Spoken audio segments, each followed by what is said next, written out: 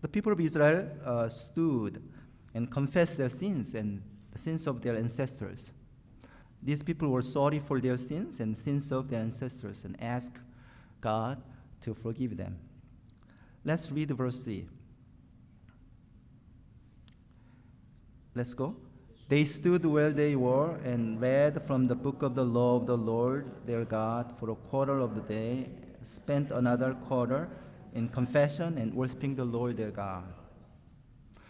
Quarter of the day can be about 3 hours. That means people of Israel were eager to read and hear God's word for 3 hours.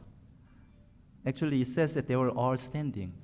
So this is reading God's word and confessing their sins and worshiping God all happened while they were standing.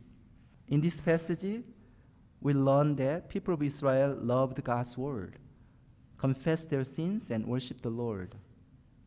Levi's prayer shows that God is a forgiving, mighty, great, and fearful God.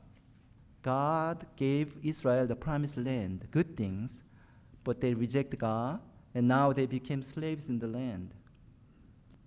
The failure of Israel serves us as a stern warning that we should not follow our evil desires.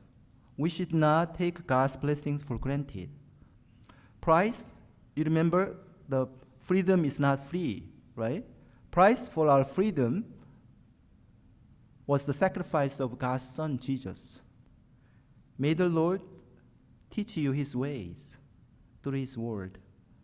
May we all devote ourselves to love God, to loving God and loving others.